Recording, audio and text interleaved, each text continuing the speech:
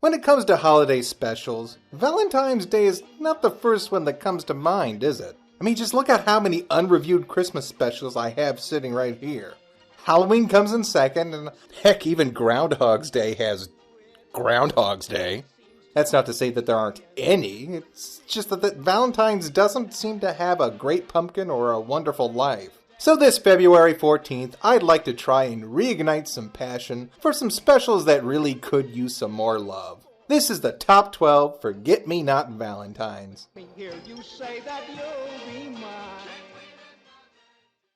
It's Valentine's Day, Johnny Bravo. This is the special where we find out that Valentine's Day is actually Johnny's birthday. It makes sense, doesn't it? Me being born on a day made for lovers.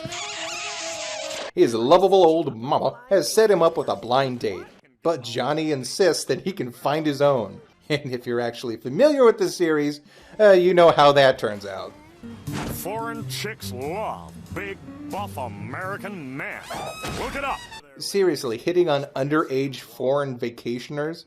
Oh, Johnny, how much lower can you sink? Next lesson, always have a backup plan. Give me one dog. Oh, okay. For a second there, I thought. So Johnny is just about bust when he runs into Mama's blind date, who turns out to be Johnny's perfect match. If you'll excuse me. Only if you'll excuse me.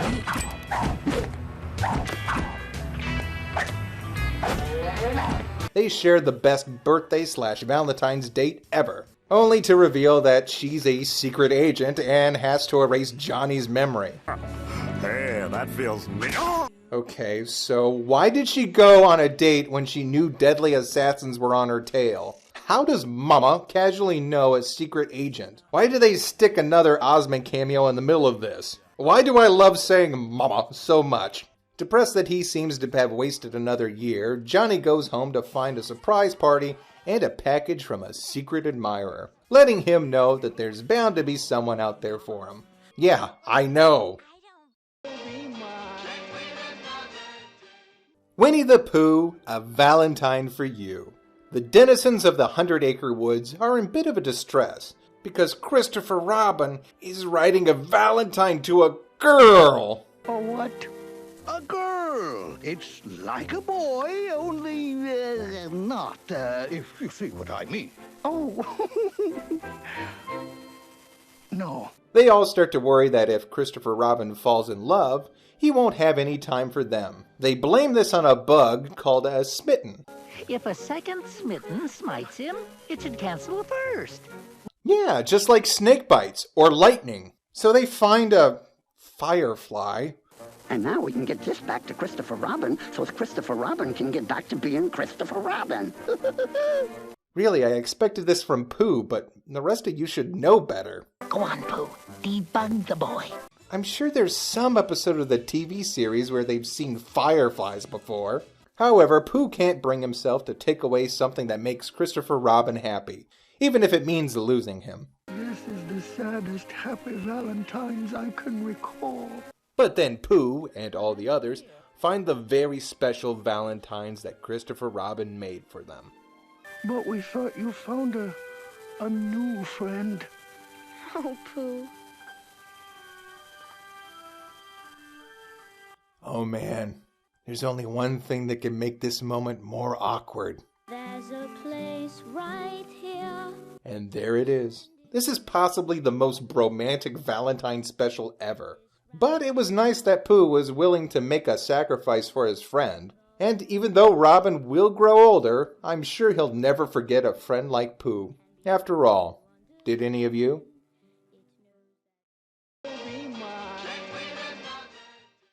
Kathy's Valentine. Based off the comic strip about a woman who can't find a good bathing suit, despite being Kathy's favorite holiday, on paper, she hasn't had the best of luck with Valentine's Day. 1961, no Valentine. 1968, Valentine from the wrong person. 1974, Valentine from the right person 2 years too late. And it doesn't help that she and her boyfriend have kind of fallen into a rut. Yoo-hoo, handsome.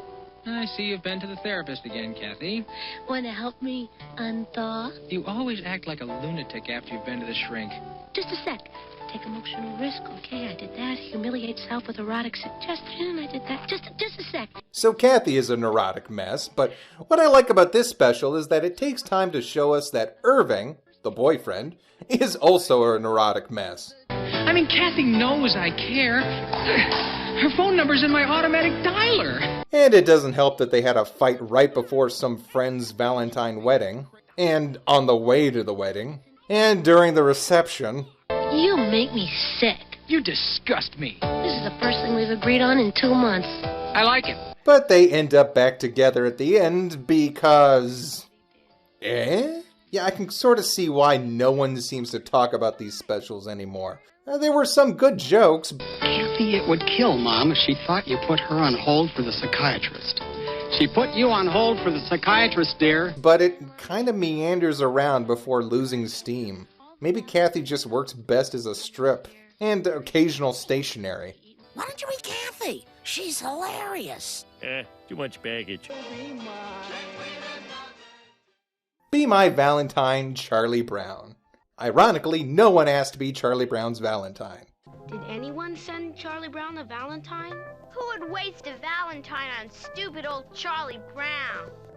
In fact, the only thing he gets is a sympathy card with someone else's name scratched out. Linus experienced the heartbreak of falling for his teacher, Sally was ignored by her sweet baboo, as usual, and Lucy demonstrates her prowess as a psychiatrist. It will haunt you night and day. You'll wake up at night screaming. You'll hate yourself and the world and everybody in it. Oh! Are you sure you want to risk losing me? Overall, a pretty terrible holiday for everyone, except for Snoopy, who expresses his love for the arts. Theirs was a true love. What is it about Valentine's Day and plot cul-de-sacs? Did I miss the part in the comics where Snoopy routinely put on puppet shows? Have you ever been to one of these shows before? No. Then perhaps I should warn you about this first scene. What? When the carriage crosses the swollen river, across the bridge and up the muddy road. Where are all these special effects coming from exactly? This is also the last special to feature Stephen Shea, who voiced Linus for 9 previous specials. It's only noteworthy because you can totally tell his voice is getting too deep for the role. Did you hear how she said my name? Of course she said your name. She was calling the roll. But it's more than that. I feel that Miss Othmore really likes me. It's depressing and disconnected. However, after the special aired, children all over the country sent Valentines in care of Charlie Brown. So it wasn't a total loss. Disney's Recess. Funny Valentines. Okay, so this is more of a segment than a special, but it was just way too tender to pass up. At first, TJ Detweiler makes a public declaration of boycotting Valentine's Day, on the position that emotions are gross. Can you believe these guys? Pathetic. Spinelli, they got wrestling cards. What? Let me see those. But at the last minute, he comes up with the idea to give out handmade joke Valentines. Only problem is that the girls don't seem to realize that they're being insulted. Your voice bangs into my ears like a big honking goose that's singing its springtime guts out.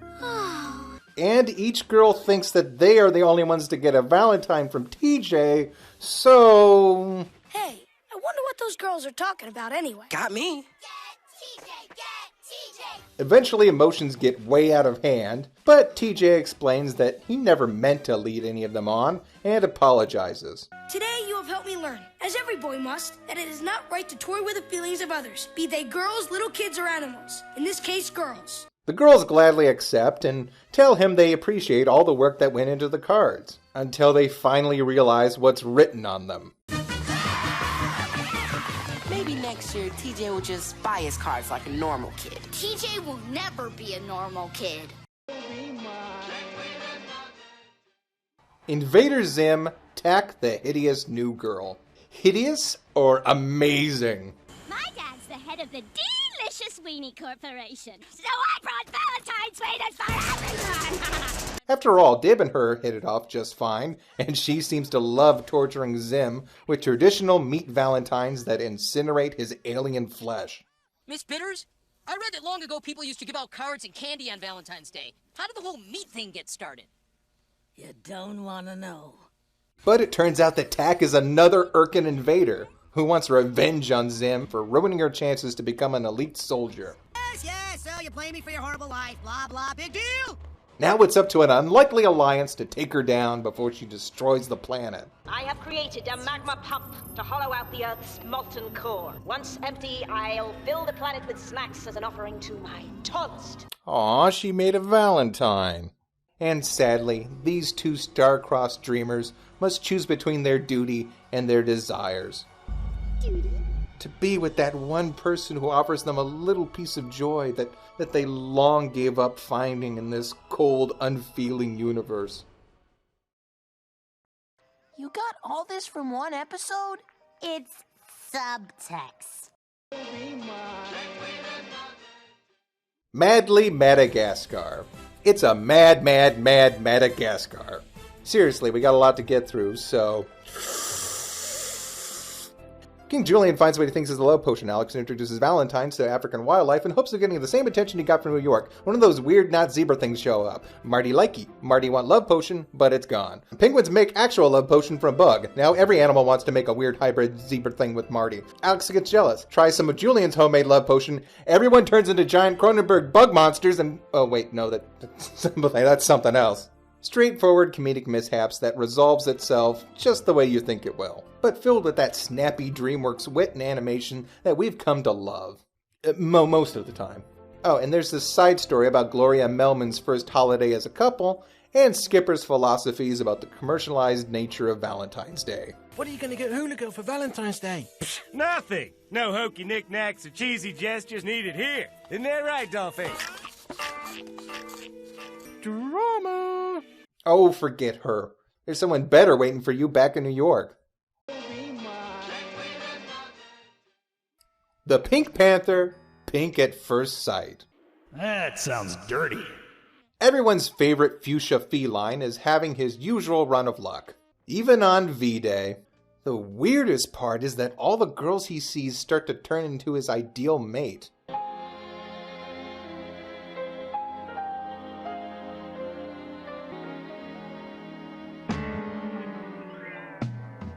So, was that wink imaginary too, or did this woman really want to start an affair with a jungle cat? Well, it wouldn't be the only married woman he seduces in this special. But seriously, I'm really worried, guys. He filled his piggy bank with buttons and then forgot about it. To make some money, Pink takes a job as a novelty singing delivery man. But Pink can't talk for another 20 years. Pink. When he isn't getting in trouble for faking it,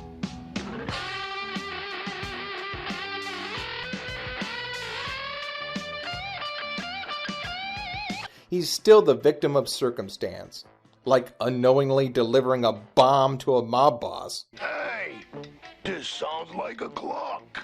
A clock? After a long, exhausting day, Pink starts to daydream again. And wouldn't you know it, there's that sexy lady panther again.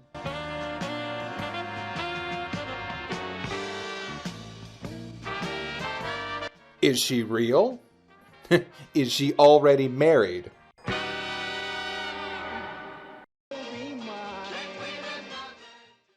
Hey Arnold. Arnold's Valentine. Helga is insane. Let's just get that right out of the way. She steals Arnold's mail, forges a letter, and tries to pose as his French pen pal in the hopes of spending one romantic night with Arnold. Your accent, it's so American. Oh, mercy. Arnold is just as insane for believing this, for not instantly seeing through Helga's disguise, and for thinking he can pull off the whole 2 dates at the same time cliché with his crush Roof right across the street. Yeah, do you have a Mr. Anonymous? Party of two? Oh, and the real Cecile shows up from France. Because that happens. This episode is weird and creepy and dumb, and every Hey Arnold fan seems to love it, me included. Here. I thought you'd left. No. It's ooey gooey marshmallow fluff, but you can't be too mad at it because these are naive kids. Like kids. And this is the first time Arnold and Helga actually share a moment. Well, maybe she is not the girl for you. Maybe the girl for you is someone you didn't expect. True, it's after their expectations are shattered. Well, at least Arnold's, since Ruth turned out to be as shallow as spit in a thimble. Everyone knows who Anonymous is. They do? Sure, every time we read a poem at school, it's always by that guy, Anonymous. Helga, on the other hand, got something that somewhat resembled a romantic evening, only it wasn't as herself. He doesn't like me. He likes Cecile. Well, not Cecile, me Cecile, so he does like me. Oh, criminy, I'm a basket case. Ed, and Eddie's hanky-panky hullabaloo. This is why the list is 12 specials long. Even though this was my first time watching it, I knew about it, and I knew enough people were going to get cheesed if I didn't mention it. Eddie? Who the heck's this guy? Nikola Tesla, Eddie. It's part of my Great Minds of Science Valentine's card series. It was part of that one season where only a half a dozen kids seem to go to school with no teachers. And if you think that's weird, you haven't seen the part where Sarah and Jimmy are cupids. When nature stirs on Valentine's Day and greets the children with her splendor, suddenly their minds will strange and thoughts of love and words so tender. And this is not a narrative device. They affect the story by making everyone fall in love, including the seemingly cracked pairing of Double D and May Kanker. Luckily, Ralph is somehow able to sense the mischievous fairies and combat their handiwork.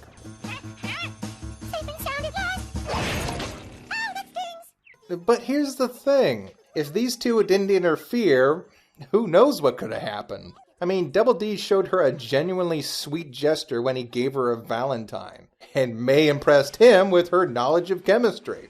Stupid! Don't you know never to mix ferric oxide with an aqueous suspension? May?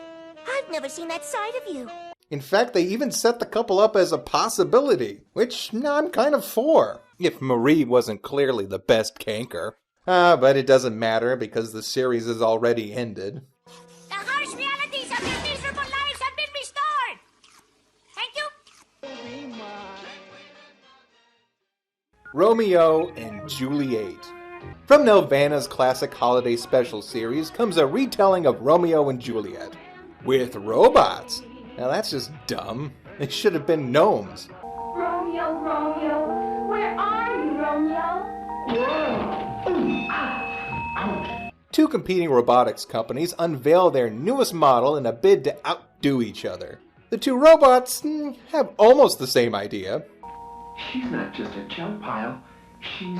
Whoa. Oh, it's just his leg. You can't like that impertinent bucket of bolts. Yes, I think I do. Naturally, the rival CEOs want to keep them separated, so the two bots run off to the big city. They meet a person who says they can take them somewhere safe, which turns out to be this junk planet ruled by a scrap metal tyrant who wants to make Juliet his bride. But thinking about a life without Romeo results in the only G-rated on-screen suicide I can think of. But this tension leads nowhere as Romeo finds her and just pops her fuse right back in. Long story short, it turns out that the weird guy was behind it all. He not only wanted a robot bride, but he wanted to be a giant robot while he had her. Well, there's a kink for you. Well, like the title card says, oil's well that ends well. And to be honest, I think this is probably the best animated out of all the early Nelvana specials. Lots of really great character work here, even though I think it's funny that the two robots are the ones that look the most human. And the #1 Forget-Me-Not Valentine special is Bernstein Bears' Cupid's Surprise. Or Comic Valentine. Damn Mandela effect. I think this is my favorite one because it feels the most genuine. It covers the holiday from every perspective without using ironic cynicism or overly convoluted shenanigans. Valentine fever is in full swing in Bear Country. Sister Bear is delirious with romance. Let's see now. Freddie and Eddie, Roger and Stu. I might even send one, dear brother, to you. Valentine's Day. Yuck. Father Bear's mission is to create the most epic Valentine since beheading. I won't settle for the merely sentimental. It must be something monumental. And Brother Bear's attention is split between the big hockey playoffs against the monstrous Beartown Bullies and a string of Valentines from a secret admirer. Oh, Brother Bear, will you be mine? From Honey Bear, your super secret Valentine? But when Bro's suspected sweetheart turns out to be a fair-weather hoe, Brother takes out his angst by scoring the winning goal against the Bullies' behemoth goalie, who turns out to be... Honey Bear is you? Sputtered Brother. Yes, indeedy. None other. Maybe we could practice together. I could practice my save, and you could practice your shot. Why not? So Brother learns a big lesson. Romances are kindled and rekindled, and Little Sister is filled with the bliss that only a shipper whose entire catalog of OTPs coming true can feel. I envy you, sister. It is a joy I shall never know. Oh well, happy Valentine's Day. Be mine today. Not another day. Be mine today. But just today. For just a 24-hour day, be mine. Oh, let me hear you say that you'll be mine. Can't wait another day. My Valentine. Valentine. Be mine today.